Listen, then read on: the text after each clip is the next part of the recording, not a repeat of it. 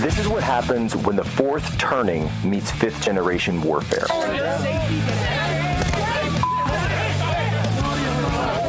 A commentator, international social media sensation, and former Navy intelligence veteran. This is Human Events with your host, Jack Posobiec. Christ is king.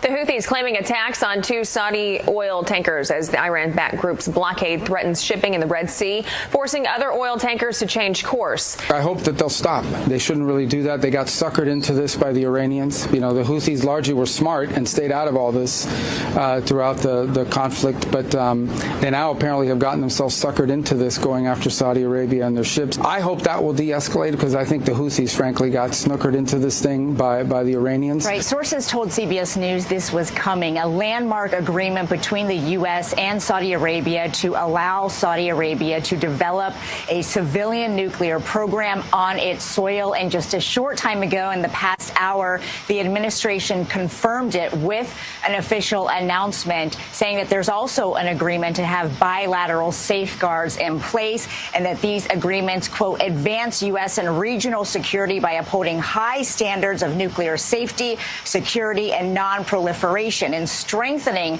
the U.S.'s competitive edge in civil nuclear technology. This was obviously a consequential week for House Republicans, but it was a very consequential week for the American people. And we've delivered once again. Americans demand a few things that are common sense. They demand secure elections. They want a strong national defense capable of countering our adversaries. They want a Congress that plays by the same rules that they do. These are not big things to ask. House Republicans delivered on all those promises and those priorities this week, and then some. In the firebombing case outside Federal Plaza in Lower Manhattan, News 4 has obtained new video showing the suspect setting off fireworks and firing a pellet rifle at pedestrians before setting off that fireball. In West Virginia, massive flooding is a concern all across the state. This is video from the town of Horner, where you see that backyard swing set in the middle of a raging river. East Carolina University's Brody School of Medicine is one of 5 medical schools being investigated by the Trump administration. According to the Education Department, its Office for Civil Rights is looking into the medical school for alleged racial discrimination in admissions. The office will decide if the schools violated Title VI of the Civil Rights Act of 1964, which prohibits discrimination based on race, color, or national origin. Testimony continues in day 3 of the trial of Shiloh Hendrix, the woman seen in a viral video calling a black child a racial slur last year. Well, ladies and gentlemen, welcome aboard today's edition of Human Events Daily. Today is July 23rd, 2026. Anno Domini. We're here live on Real America's Voice. Well, folks, the trial is underway in Rochester, Minnesota, for Shiloh Hendrix. Now, folks might remember Shiloh Hendrix from last year after a viral altercation that she made with a Somali family, broke out all over TikTok, and she was being pilloried. She was being just totally dragged online, and they went and pressed charges on her. And in fact, the family of the Somali family is now working with the NAACP to bring these charges. And we dug in a little bit into this case to learn more about what was going on. We're going to have Libby Emmons on here in a minute. But this really is an interesting test case, because it seems very much as though Shiloh Hendrix is on trial for speech, for a speech crime, for a thought crime.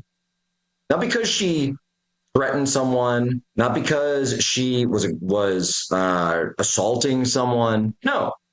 When you look into the story, it's very simple when you actually get all the facts. And that's the viral video. And freedom of speech doesn't just mean speech that you like, speech that you agree with.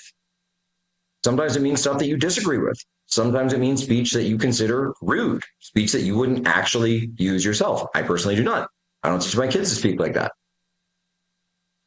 But is it really worth a crime? Is it really worth a criminal trial and a criminal conviction?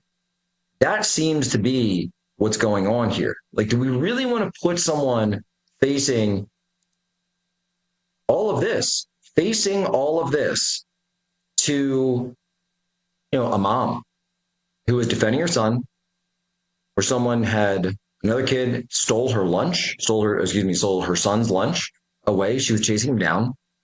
No parents in sight, had no idea what was going on. And we live in a country where people are getting fed up. People are absolutely getting fed up with all of this, with so many people, particularly the Somali population in Minnesota, breaking all the rules. And we just found out about all the fraud that is going on in Minnesota. So if you're someone who is simply a native of Minnesota, trying to take your kid to the park, and suddenly you're going viral on TikTok, and suddenly they're stealing your kid's lunch, and you're sick of one group of people getting a special pass, one group of people, having the fast lane open to them that's not available to you, and you're just a mom who's out there. Look, I'm not saying I agree with everything that she did or anything like that, but what are we doing here? A criminal trial for someone's speech? I can't stand for that. I just can't stand for that. And it's a situation where I think this has gone too far. To put someone on trial, a mother on trial for speech is wrong. And I would say it was wrong to put someone on trial for speech, regardless of who it was. Jack Posobiec, right back, Human Events Daily.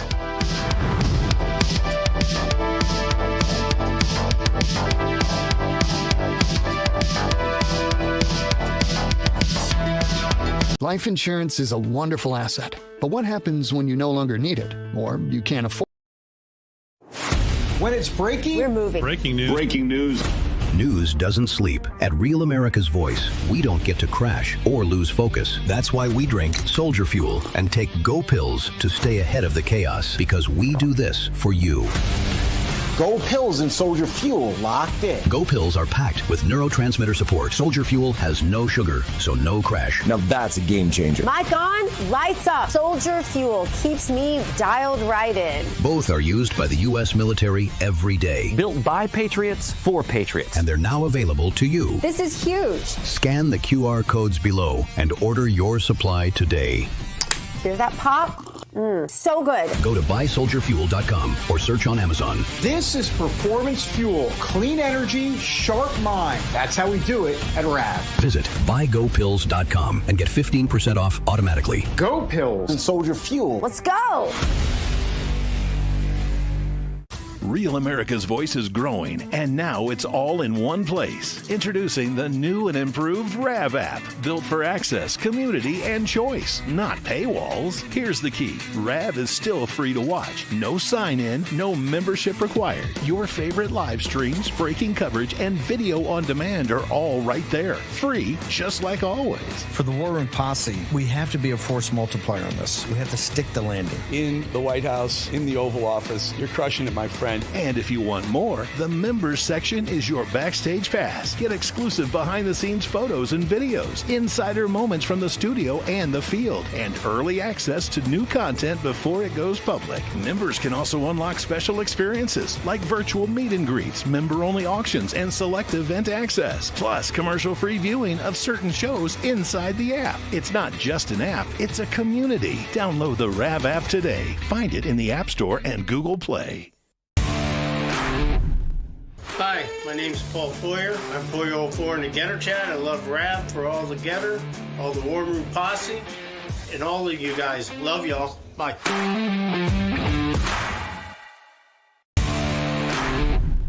It's Stacy from Texas. I watch Real America's Voice because I need to learn, and I know I can get the truth through RAV. God bless everyone, and always love the children. Amen. Now it's time for everyone to understand what America First truly means. Welcome to the Second American Revolution.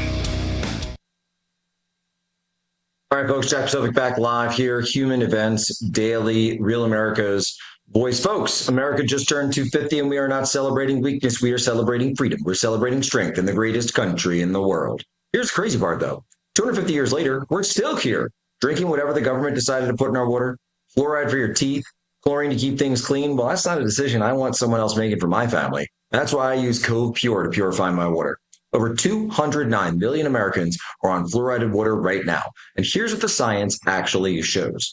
A recent study confirmed that fluoride exposure is linked to lower IQ scores in children. I'm not talking about fringe studies. That's JAMA Pediatrics, one of the most respected medical journals in the world. And chlorine, that isn't even the worst part. It's what happens when it reacts with natural particles in the water from plants and soil.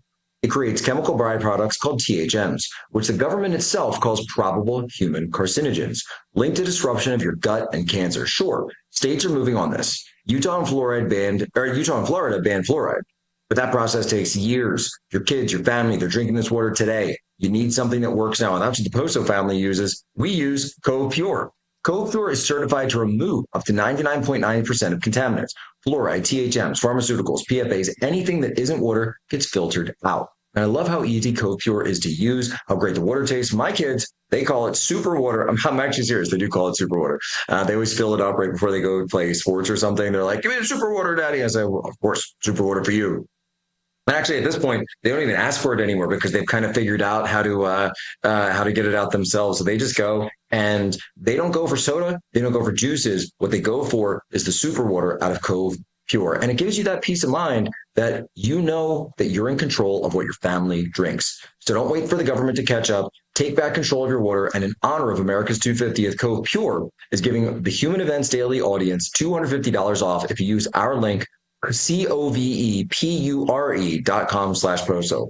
Don't wait. That's COVEPURE.com/Poso. And folks, I want to read something to you because, we've just come from CPAC UK. Did you know that over 12,000 people are arrested annually in the United Kingdom under laws criminalizing speech and communications offensives, such as sending grossly offensive or menacing messages?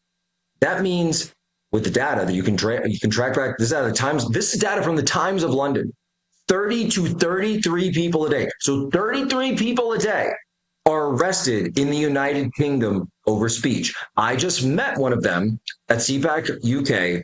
This was Lucy Connolly. She was arrested for posting about migrants.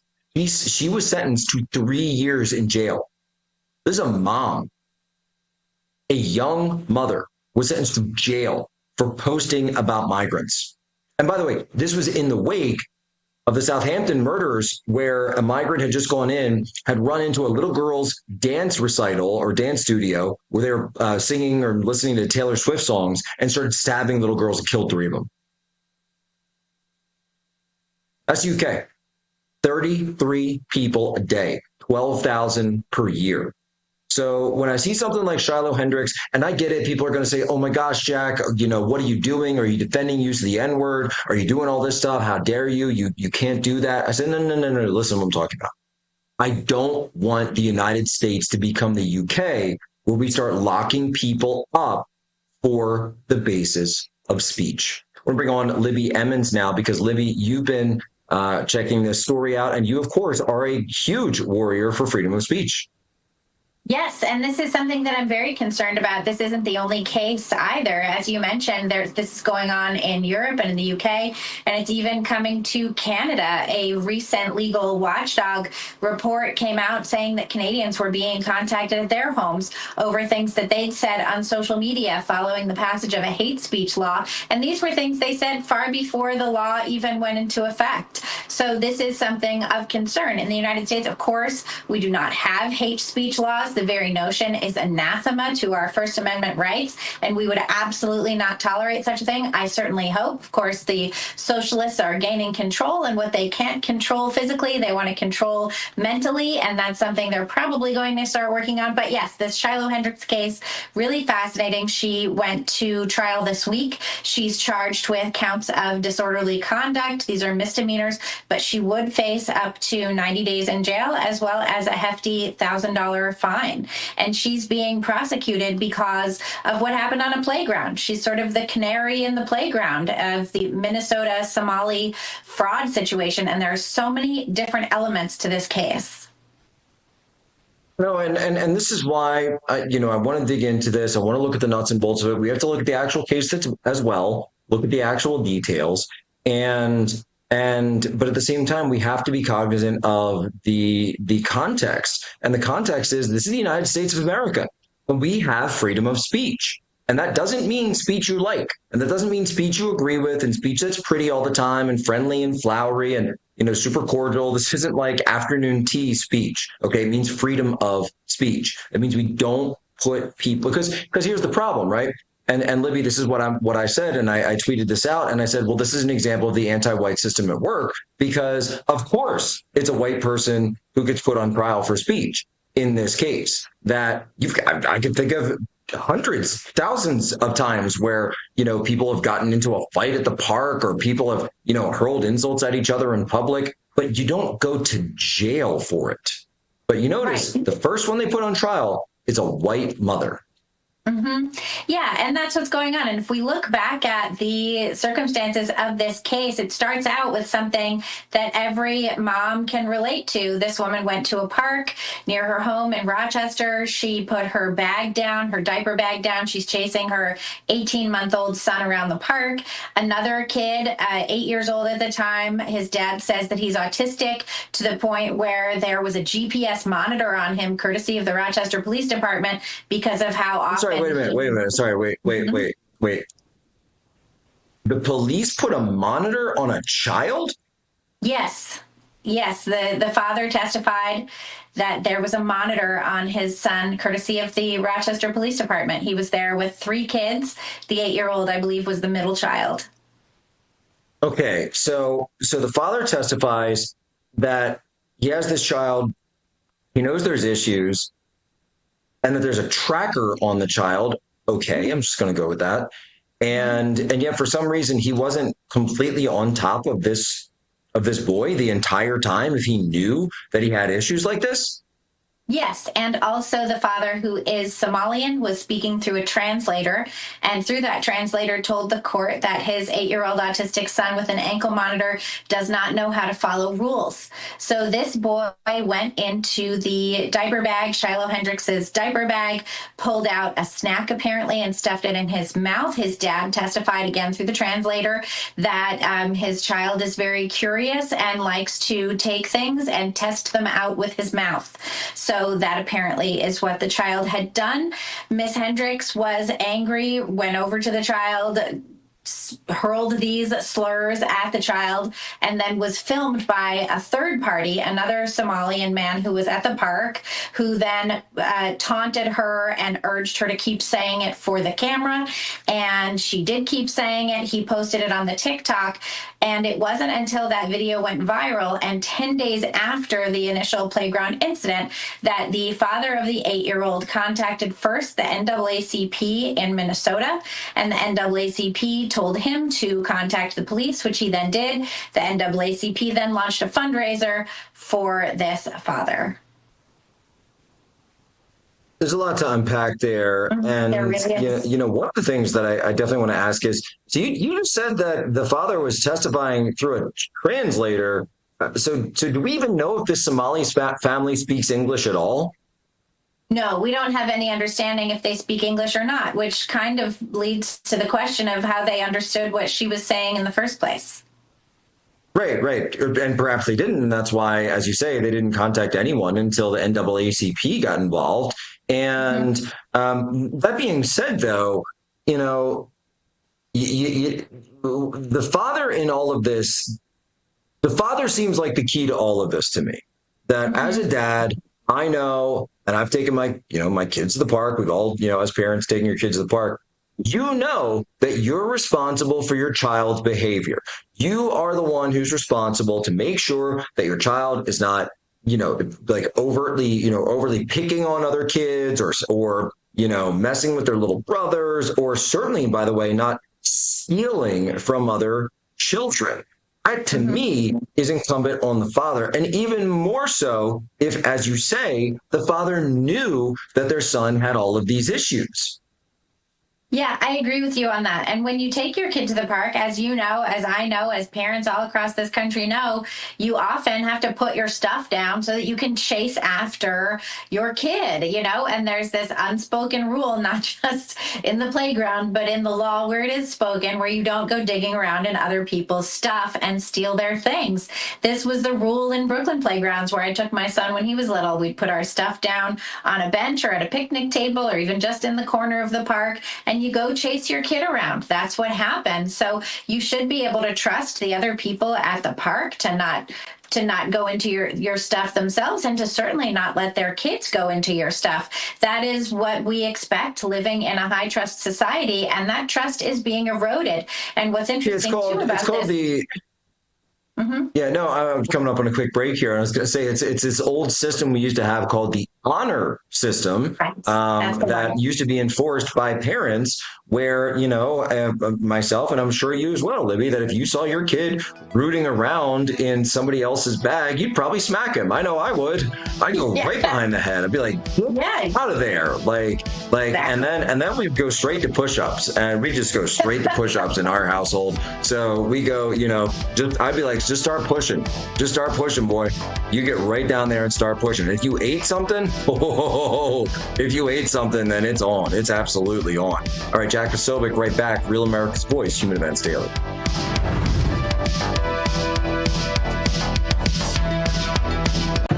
Tired of the radical left destroying our country?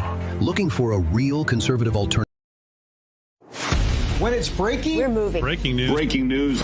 News doesn't sleep. At Real America's Voice, we don't get to crash or lose focus. That's why we drink Soldier Fuel and take Go Pills to stay ahead of the chaos, because we do this for you.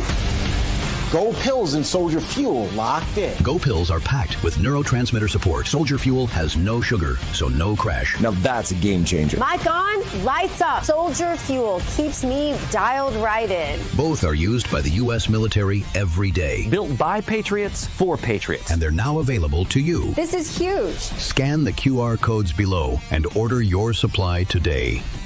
Hear that pop? All right, ladies and gentlemen, we have the President of the United States now at EPA headquarters.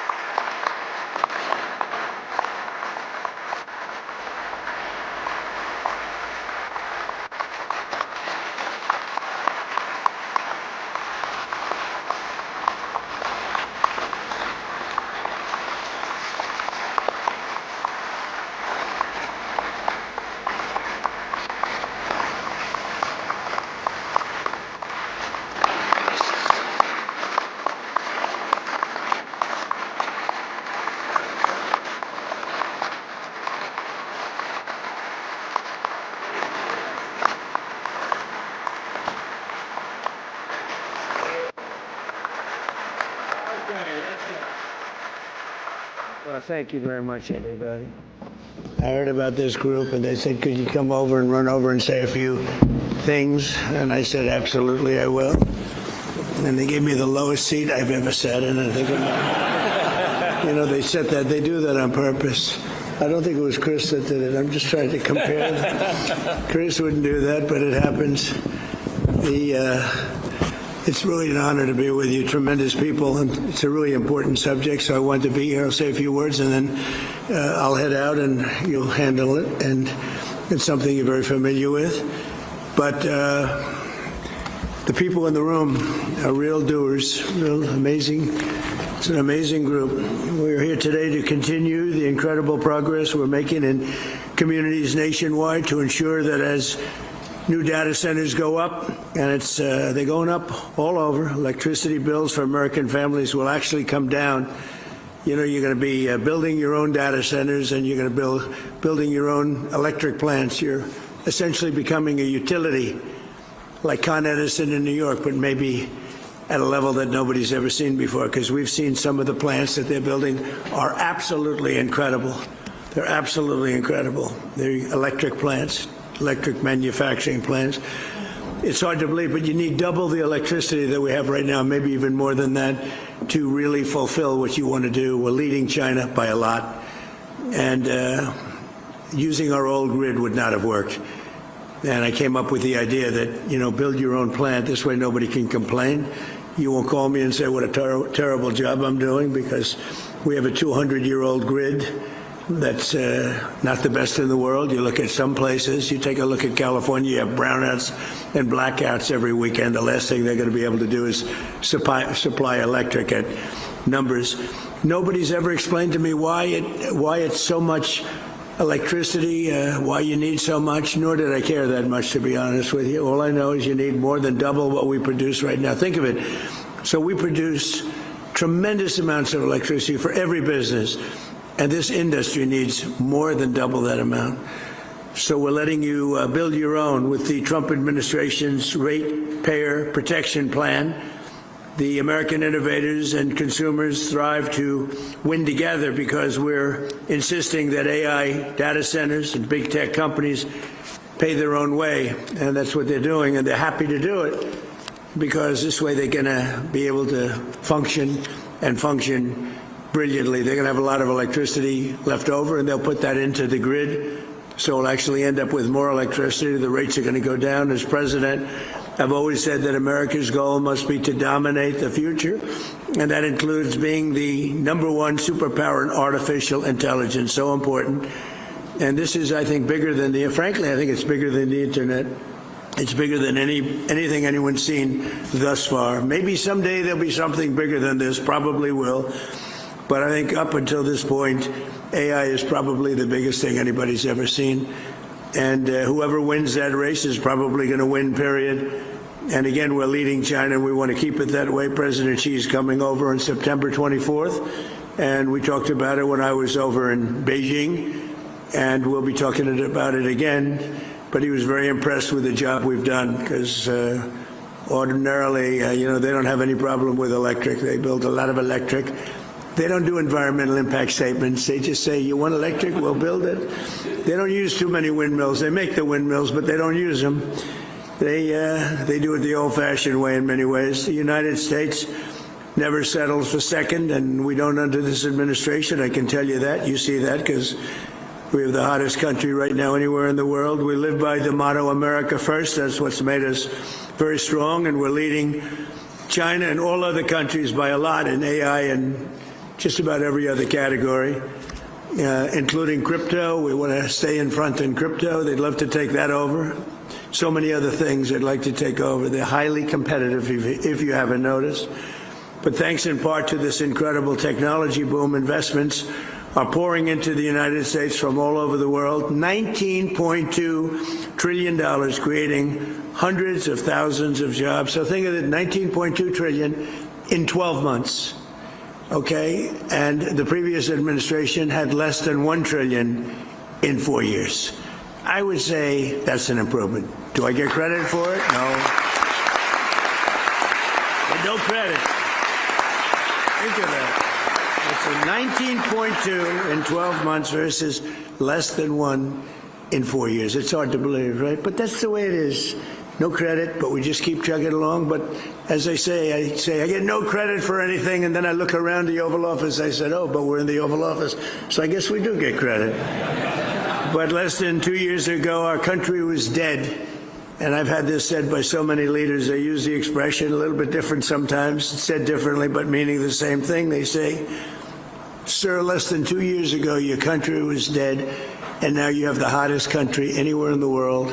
And we are the hottest in the world, At the same time, we know that the data centers and AI are dramatically increasing the demand for electricity. It's only fair that the cost of building the new infrastructure required to meet this demand should be borne by the corporations themselves, not by the American consumers and the American patriots, American citizens. And I think everybody agrees to it. And actually, they really don't have a choice because there's no way of producing that kind of electricity, the kind you need. And they want to do it themselves. And honestly, they're coming up with some plans that are genius, just like they are. That's why earlier this year I introduced the Ratepayer Protection Pledge. Under this groundbreaking plan, America's largest tech companies have formally committed to fund or build all energy infrastructure required to meet the demand they are placing on the grid. So they're going to be funding all of those electric needs, and we're giving them the right to build their own power plants. Lee Zeldin is here. He's phenomenal, and he's getting it done quickly. And thank you. Stand up. Stand up.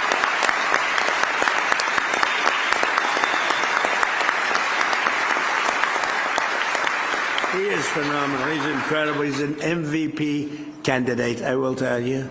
He is doing things at levels, and by the way, everything perfectly. He's totally into the environment, but he's getting things done in 2, 3, 4 weeks that used to take years and years. And people are getting their approvals, and they're building buildings. We're building more buildings now, plants, and all sorts of manufacturing capability that we've never done anywhere near it many, many times. And companies are pouring in. Toyota, the other day, as you know, announced that they're moving into our country from Mexico. They're going to be, I think, closing up a lot of their operation, maybe all of it in Mexico. They're moving to this country. We have we have more car plants being built now in the United States than at any time in history. And, you know, we went years before me. We went many years with no car plant being built. I mean, they wouldn't even think about building in this country. Now, with a hot, same thing with chips. We'll have about 50% by the time this term is over. We're going to have probably 50% of the chip market. A year ago, when we began, we had no chip market. We had virtually none other than Intel. We had Intel. And we made a purchase of 10% of Intel. We got it for the right price. And we made approximately $72 billion on that deal. So it was good. Do I get credit for that one? No. I get no credit. None. But we did that, and we made a lot of great deals, I'll tell you. And we keep it going, too. But Intel's been fantastic, one of the hottest companies anywhere in the country. And when we met them, they were really having very big difficulty. We worked with them. But the stock price has gone up many times. I think it's maybe the hottest or one of the hottest anywhere in the world. So it was an honor to do it. I love looking good. But we made a lot of money. We made, I guess, over $72 billion on that profit. They've also agreed to invest heavily in local communities where data centers are built, supporting job training and local services. They're really spending a tremendous amount of money. In other words, they're the governors in the room. You have great governors in this room. And these companies are spending tremendous amounts of money on the communities, the local communities. So I think it's important that we tell the local communities that, because other nations are trying to get us to slow down, and they're spending a lot of money on propaganda, on press, PR, trying to convince everybody that this isn't a positive thing. And if we don't do this, we're going to be left behind. And even communities compared to other communities. You have some communities that really want this. This isn't all negative stuff. You have the communities that really want the data centers. And frankly, those are the smart communities, because it means tremendous numbers of jobs, very little actual disruption. And the ones that don't want it, you know, the happiest people in the world are foreign countries, number one, and number two, other communities within our country, because they're begging for them to be there. And some of them are great communities, very, very forward-looking communities, very smart communities. Since I introduced this plan just a few months ago, more than 220 utilities, tech companies, state governments, and other partners have signed our Ratepayer Protection Pledge. electricity rates for 80% of the power distributed in America are now being kept in check by the plan. We have kept rates down, way down. You know, we inherited the worst inflation in the history of America from the Biden administration. And as you know, last week it was announced that inflation is way down. It's down more than it's been in over 6 years. And other things are happening that are so fantastic. And when all these buildings, plants, factories that we're talking about start opening up, all I know is I'd like to be the next president, because I'm going to make somebody look very good. They're going to sit there and all this stuff is going to be opening and they're going to be saying what a genius they are. That happened with Biden. I got cuts in medicine prices that statutorily took 2 or 3 years. And I got these tremendous cuts, and then they sat there and said, oh, yeah, they didn't even know where they came from. But I got them, and this is going to be a much bigger example. You have all these plants that are going to be opening up over the next 2 years, sooner, but 2 years. And somebody's going to look very, very smart, and I hope you remember me, because what we've done is something that nobody thought was possible. For example, Southern companies, Georgia Power has frozen base rates for households until 2029. Is anybody here from Georgia Power? There's a certain governor who's here. A certain governor who's here. Congratulations. Good job. That's a great job. I've heard about it. Congratulations to both, and it's fantastic. And Georgia, the revenue from Google's data center construction is allowing them to eliminate property taxes entirely. And that's what you call using it to your advantage. The numbers are so incredible. Nobody's ever seen. You know, all my life, the biggest building in the whole world was the Pentagon. And you can fit 25 Pentagons into some of these buildings, 25. And if you happen to be a community, and there's very little disruption. They're just large. They go on for miles.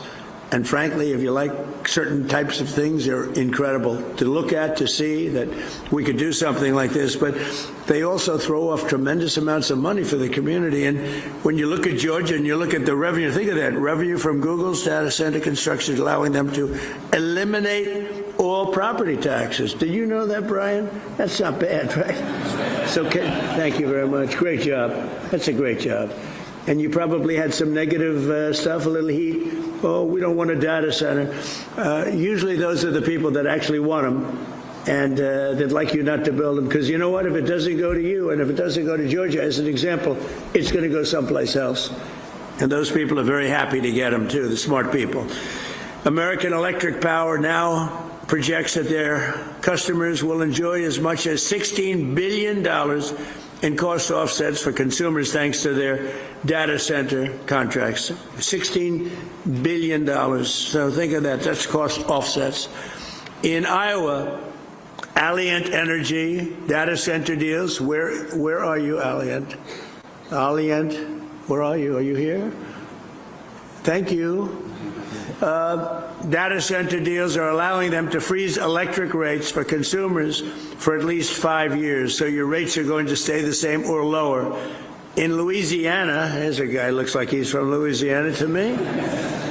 Public school teachers in so think of that, Richland Parish are getting as much as $50,000 in bonuses this year thanks to a $27 billion project by Meta that will also save local residents $2.6 billion on their electricity bills.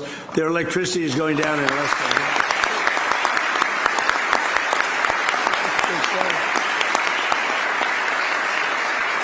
That's big stuff, Mr. Governor, right? You didn't have any doubt about it. Here's a governor doing a great job. We have some really great governors in this room. With the Ratepayer Protection Pledge, we're creating a fair deal for everybody. This is how we'll grow our economy, lower the cost of living, protect American consumers, and lead the world in AI and high tech, all at the same time. We want to lead the world. And it is said, if you come in second, you're going to be second overall, because there's never been anything big like this. There's never been any, like in Georgia, there's no other thing you can do to create numbers like you've created, Brian. Both of you, there's no other thing. You can do 100 different deals, 100. It is nothing close to what you've been able to do. And why? They put a big, gorgeous new plant in a certain location. Big deal. It's so incredibly positive. Unfortunately, there are some who would like to lead us down the opposite path. And I call them the radical left communists. They call them socialists, but these people are communists, actually more. I think it's a much more accurate term. Want to shut down all new development, kill our most successful industries, destroy hundreds of thousands of jobs, and surrender the AI race to China. And China, look, you know, I'm not blaming them. I have a lot of respect for them. I have a lot of respect for President Xi, but they represent China. We represent the United States of America. And they lobby against these things, and they spend money on it, and they want communities to reject them as much as possible because they'd like to be leading the race. But we're leading the race, and unless we're very foolish and frankly very stupid, we'll continue to lead the race. We have a nice lead. A lot of people didn't expect that was possible. Perhaps even worse, the radical left's plans would not lower your electricity bills, but they would actually increase them very substantially because you wouldn't have all of this money pouring in. You'd have American energy would be far more expensive, and regulating oil, natural gas, and clean, beautiful coal. It would be the end of all of it. It would be the end of all of it. It would be the end of, frankly, it would be the end of great success for our country because we've never had anything like what's happening right now. I call them the Democrats because their policies are so bad. Look, think of it. No men. We want no men in women's sports. Transgender, they want transgender for everybody. I call it transgender mutilization of your children for everybody. Open borders where the world can pour in, where prisons from all over the world are released into our country. And we've done a hell of a job in getting them out. Murderers, 11,888 murderers let into our country under the previous administration. We've gotten a lot of them out. We're getting the rest of them out fast. But the Democrats in Congress want less energy, not more. And if given the chance, they'd send your prices soaring and inflation skyrocketing, which is exactly what would happen if you had somebody else sitting in the position that I am right now. And just like we did with the Green New scam, where we were scammed, the whole country was, I wasn't scammed, I got it right from the beginning. I got it from the first minute when I heard this crap, you know? They were saying wind was so wonderful, except you couldn't watch your television. They wanted to watch the debate. Donald Trump against Sleepy Joe Biden. Nobody could watch it because the wind wasn't blowing. Remember that? Darling, we'd like to watch the debate tonight. I'm sorry, the wind isn't blowing. Now, that's one of the great scams of all time. But, you know, if you dislike another country, let them keep building windmills. They are going down. People are finally figuring it out. But we're not going to let it happen to this country. We're going to use the kind of things that work, and they're working better than anybody ever thought possible. So experts have observed that the amount of energy a society produces is the single greatest indicator of its advancement as a civilization, its success as a country. Think of it when you think the amount of energy produced, Lee. So when you give those fast approvals, that's a positive thing. I want you to feel good. Yet instead of offering a positive version and vision for carrying American civilization to new heights, the radical left only wants to limit our energy consumption and rein in our American dreams. We have the American dream. Until we came along, we had a great first term. We had the greatest economy in the history of our country. And this economy will blow it away. We're doing very well against the Islamic Republic of Iran. We're doing extremely well. They would like to do something, but I say they're not ready yet. They need more of the same. They're not ready yet. They got some evil intentions. We cannot let them have a nuclear weapon. If we did all this that I'm talking about your data centers, isn't that important? When they start blowing away communities, one by one, we cannot let them ever even think about having a nuclear weapon, and that's exactly what's happening. They'll never have a nuclear weapon. And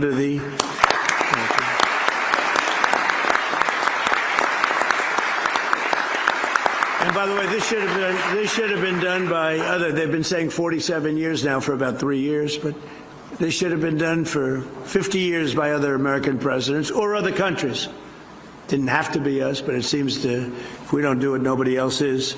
But I will, and nobody else has the capability to do it either. We built, in my first term, the greatest military anywhere in the world. And we're using it a little more than I thought, but that's all right. We had Venezuela that Chris is doing a fantastic job, and we've paid for the cost of that war many times over. We're taking millions and millions of barrels of oil, and it's going to Houston and Louisiana. You know that. You see those ships lined up. And again, we paid for that many, many times over, and we have a great relationship with Venezuela. And the people are happy in Venezuela right now. They can't believe what's happened. We have the biggest companies, the biggest oil companies in the world going in and doing business like nobody ever thought possible. And we're taking some, we should, and they're taking some. And, you know, it's very interesting that they're making more money. Chris was showing me some numbers. They're making more money, Venezuela now, than they've ever made before. And we're making a lot, too. And I think we're entitled to that. So it was really something. We took that. It was a one-day war. It took one day. People said, oh, we're going to be tied up there forever. And here, you know, we were in Vietnam for 20 years, lost thousands and hundreds of thousands of lives, but thousands and thousands of lives. We were in Afghanistan for years. We were in all these wars that you heard about for years and years. We were, you know, I called them never-ending wars. Well, we're in for 4 months, and I had a very sad day yesterday. I went to Dover. 4 great American patriots killed. That's 18 in 2 wars, and 1 is too many, but it's 18, whereas in Vietnam we lost 200,000. We lost thousands and thousands in Afghanistan. We lost thousands in every war. The Korean War, thousands, and these wars all lasted for years. And we want to get it over with, and we want to do it right.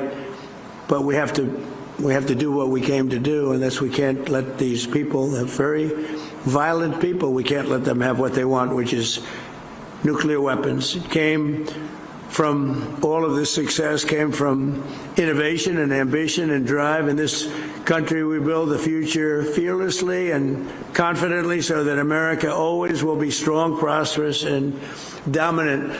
And the other thing we're going to add to that, we want to be free, and we're going to continue to be free as long as we're smart. And we can't be hoodwinked. We can't be taken advantage of by people that say you're going to have a free home, you're going to get free rent, everything's going to be free. What they don't say is a year later, everything is going to end up in squalor, destruction, and death, and also death for our country. So we have to stop the threat of the communist rhetoric that you're hearing right now, because these people, they don't act. I'm very happy a poll came out. It said they're highly educated, but doing very poorly. In other words, they're losers. They went to school, they got a good education, now they don't know what they're doing, so what they do is they complain about people like yourselves that have done so well. But we can't let the communist ideology we don't want to even think about it for this country. It would be terrible. So we're joined today by some of the people helping to do all of the things that I just talked about, putting the Ratepayer Protection Pledge into action. And here with us are Secretary of Energy Chris Wright, who's an outstanding person. Doug Burgum told me about Chris. I didn't know Chris. I wanted Doug to head up energy, and Doug said, no, there's one man that's better. Who? Chris Wright. I said, who the hell is that? Turned out to be this guy right over here. And he's turned out to be incredible, really incredible. He's running Venezuela. He's running a lot of, more than anybody has ever run before, I think we can say, Chris, right? He's doing a great job, so we appreciate it. Thank you.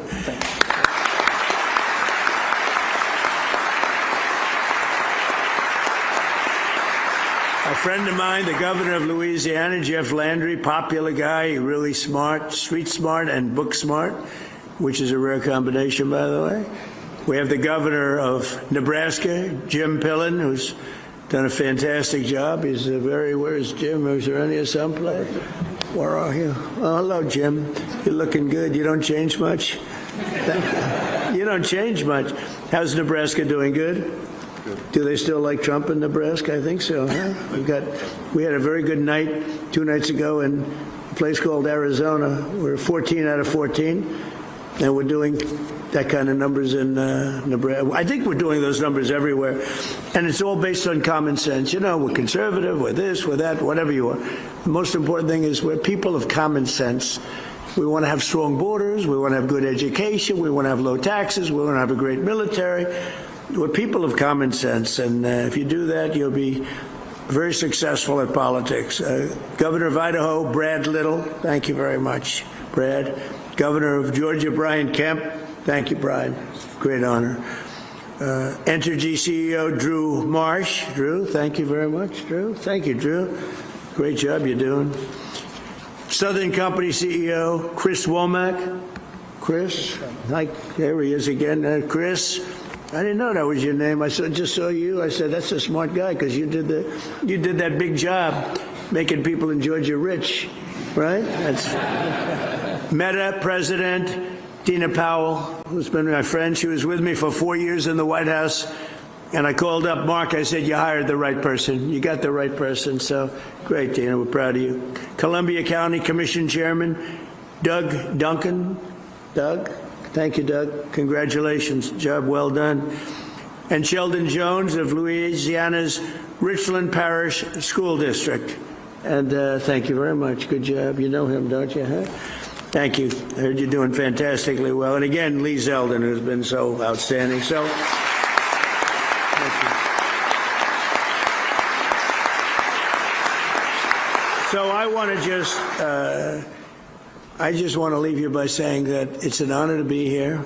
I'm going over now to talk about various and sundry subjects. One is the Iran war, where, again, we're doing very well. Very, very well. I would say better than anybody expected could be done. We've knocked out their Navy, their Air Force, all of their radar, most of their capability in terms of manufacturing. Their drones are down 84%. Their missiles are down 91%. And I had a newspaper say, they're in stronger position today than they were 4 months ago. No, that's not the truth. That's not right. I can't believe they're even allowed to say it. New York Times said, they're in stronger position today. They have no military. They have no Navy. They had 159 ships. Everyone's at the bottom of the sea. They had 212 airplanes. Everyone is gone. They have no radar. They have no anti-aircraft. They have no nothing other than they're mean and they're smart, and they still have some capability. But 4 months ago, trust me, they were much, much stronger, okay? I want to give you the non-fake news. But we're going to do that, and we're going to then have the Dodgers, the World Championship Dodgers are going to be over at the White House. They're going to be waiting. And I'll meet a man who's just about the best pitcher in baseball and just about the best hitter in baseball and just about the best fielder in the outfield in baseball.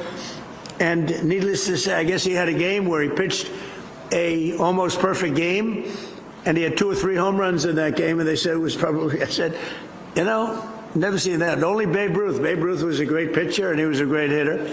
But even the Babe didn't throw a one-hitter and hit 3 home runs, which would make it, I would imagine, about the greatest game ever played. So we're going to meet him and all of the people of the Dodgers. They won the World Championship, and we see the champions, the Super Bowl champions, and the baseball, basketball, all of them. They like to come over to the White House. We're going to have a little thing in a few minutes. But I want to just thank everybody, and we're really talking about the ratepayer protection plan. To me is very important because you have to convince your community how great these things. You can't fight it. You have to go with it. And you're going to have all that protection, and we're giving you automatic protection. But you're going to make a tremendous amount of money. You're going to reduce taxes. And you're going to have something that if you don't have it, everybody else wants it. So these are the smartest people. Most of you in this room, we have a couple probably on the other side of things. They disagree, but I don't know how they can disagree. Your community and your state's going to become rich, and there's very little disruption. And again, if you don't take all that money, somebody else is going to take it. You might as well do it yourself. So it's an honor to be with you, and maybe I'll let Chris and Lee and the group and Jeff and Brian, everybody just take over, have a good free-for-all, and figure it out. And if you have any problems, I'll come right back and I'll straighten those problems out, okay? Thank you. Great job. Thank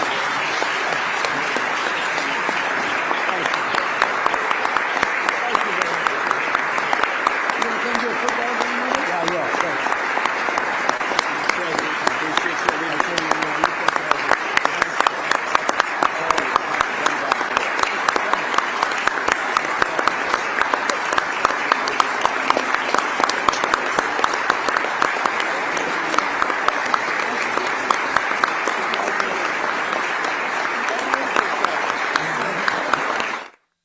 All right, folks, saw the president there, really talking about quite a bit, really getting on EPA, getting into a little bit of an update on the war with Iran. One thing I thought that was interesting, of course, was that he brought up, he did bring up China, and I thought that was good. And, talk about in terms of the AI race, I think there's a lot going on with China that obviously we need to focus on, something I've been talking about for years. We know the president's been talking about it. Gave that huge primetime address last week, where, of course, he laid out China interfering in the 2020 election, putting their finger on the scales for Joe Biden, and also getting a bit into cars as well, getting into credit, a number of different things that we've hit recently. Of course, the EPA touches all of this because the EPA was used for years. The EPA was used for years to block all of those things that we wanted as a country. And so, we've only got a few minutes left here. We are still on with Libby Emmons. Libby, you hung. What did you think of the president's remarks? Yeah, I thought it was interesting. I'm always interested in his conversation about energy because I think, in a lot of ways, the history of humanity is the history of energy and energy consumption. And there's so much conversation about data centers these days. And I'm interested to see where that goes here in West Virginia, where I live. There are a lot of conversations about data centers, people complaining about them, other people saying that they're creating good jobs. And of course, we're going to have to see what happens there. But people are always reticent about new energy programs. No, I agree. And actually, when it comes to me personally, I'll ask you where you're at on this, but I think it's time for us to go back to nuclear. I think it's time that, I think nuclear may have been a little untested when it first got started, and people were, were wary of it, skeptical. I live in Pennsylvania, of course. That's where 3 Mile Island happened, even though, of course, that was an example of the system actually working. And unfortunately, we look at it from this perspective that, this is an unlimited supply of energy from magical rocks that we found that give energy for free. And yet we stopped using the rocks because some people got scared of them. And by the way, having also served in the Navy, every single one of our aircraft carriers, every single one of our submarines has a nuclear propulsion plant on it, has a nuclear reactor, and those things are as safe as can be. So if we have this technology in the Navy, if it's good enough for them, I think it's good enough for the country. I think it's really something we need to start embracing more. And I know the president has talked about that. Where are you when it comes to nuclear, Libby?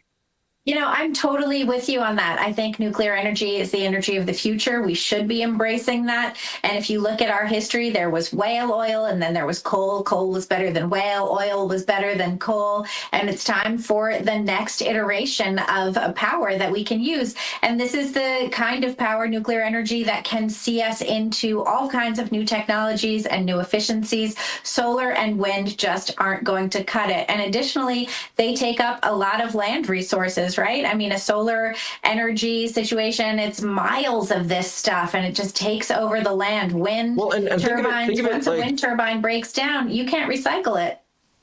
Well, think of it like solar and wind. Isn't that kind of like going backwards? Because obviously, like, the sun was our first energy source, and then wind was, sails, right, for sailing, and windmills. You can still go to Holland and see the windmills, but it's like, guys, it's the big 2-6. I don't know if we, really need to be regressing into the alternative energy, but it's not new energy. That's old stuff. Let's talk about the new stuff. Let's talk about actual progress and moving forward. There's even, some the Chinese and the Russians, I just know from a military perspective, they're looking at nuclear energy that you're able to get out with a chemical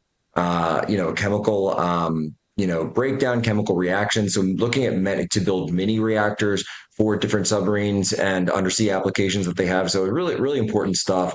And I think, again, the innovations that we should be focusing on. Libby Emmons, we follow you. You can find me on Twitter at Libby Emmons. And of course, check out everything we're doing at the Post Millennial and humanevents.com. All right. I'm Jack Posobiec. Ladies and gentlemen, as always, you have my permission to lay ashore.